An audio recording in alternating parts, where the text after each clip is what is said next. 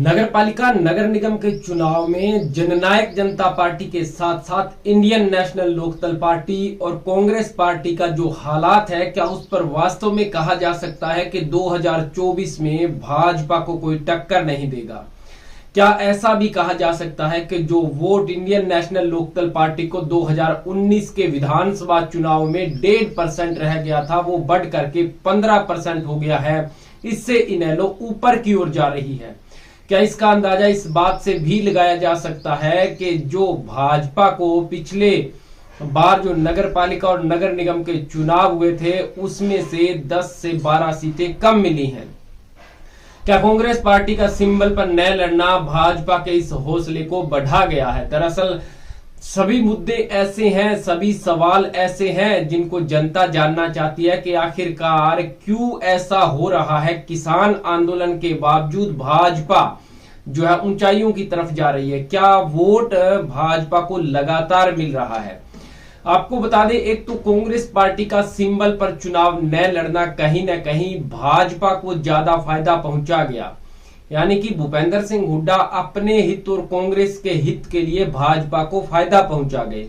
यदि भूपेंद्र सिंह हुड्डा अपने प्रत्याशी सिंबल पर उतारते तो जो वोट भाजपा को कुछ गया है, जो प्रत्याशी भाजपा के पक्ष में गए हैं, वो कहीं ना कहीं कांग्रेस उनको रोक सकती थी अपने वोट की बदौलत। दूसरा, जो इंडियन नेशनल लोकदल पार्टी की यदि हम बात करें तो विधानसभा चुनाव में वोट शेयर 1.5% जरूर था और अब बढ़ करके 15% हो गया है, फायदा हुआ है।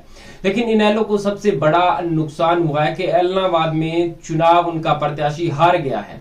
बावजूद इसके यह भी हम आपको बता दें कि इंडियन नेशनल लोकदल पार्टी को बहुत से राजनीति के जानकार केवल गांव की पार्टी मानते हैं कि यहां पर इंडियन नेशनल लोकदल पार्टी गांव के लोगों पर अच्छी पकड़ रखती है और शहर में इंडियन नेशनल लोकदल पार्टी पिछड़ जाती है।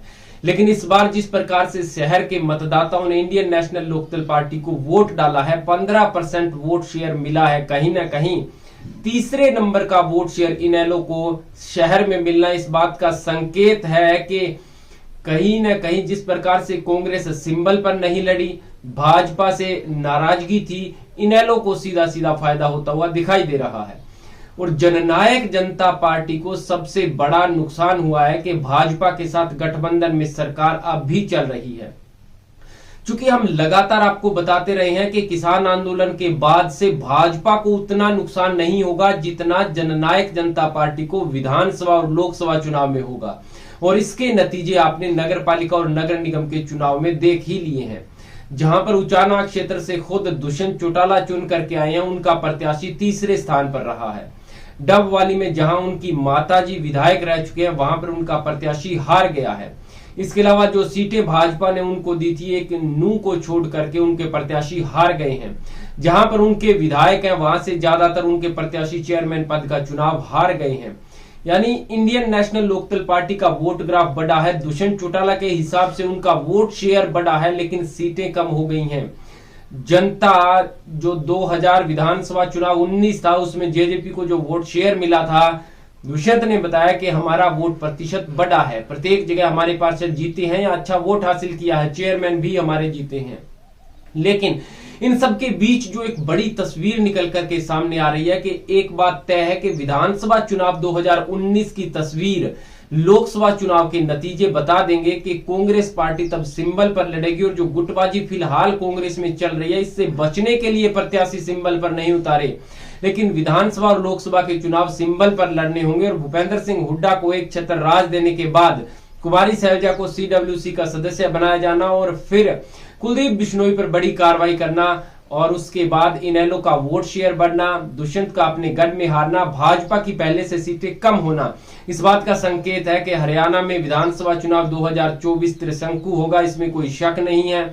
इनेलो पहले की बजाय कड़ी टक्कर देगी। भाजपा और भूपेंद्र सिंह हुड्डा, या यूं कहे कि उनके नेतृत्व में कांग्रेस कड़ी टक्कर देने का काम करेगी। और यदि कांग्रेस एकजुट होकर के चुनाव लड़ती है तो सरकार बना ले तो इसमें कोई अतिशयोक्ति नहीं होगा, लेकिन अभय सिंह चौटाला को कम आंकना गलती होगा।